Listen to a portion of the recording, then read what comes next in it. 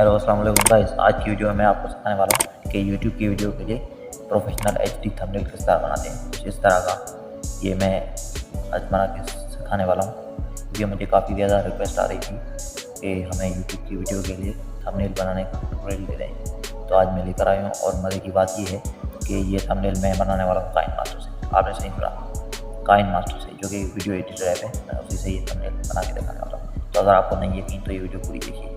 चलिए video start करते हैं।